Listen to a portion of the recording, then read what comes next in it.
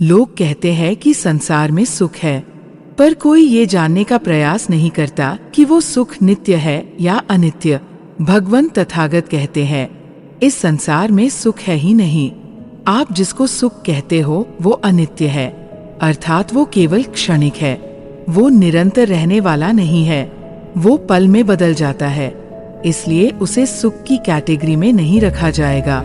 चलिए इसे हम उदाहरण के माध्यम से समझने का प्रयास करते हैं। जैसे आप मूवी देख रहे हो, मूवी देख के आपको सुख मिलता है, पर वो सुख केवल तब तक होगा जब तक टीवी चल रहा है। यदि लाइट चली गई तो आपका सुख एक पल के अंदर दुख में बदल जाएगा। फिर आप तब तक विलाप करोगे जब तक लाइट वापस नहीं आ जाती। अर्थात आपका इस जीवन का सुख दूसरी चीजों पर निर्भर करता है। इसलिए तथागत कहते हैं कि सुखद वेदना के लिए आप दूसरी चीजों पर निर्भर हो, इसलिए वो वेदना नित्य नहीं हो सकती। वो क्षण में बदल जाएगी और फिर उस वेदना के खोने का दुख और विलाप ही शेष रह जाएगा।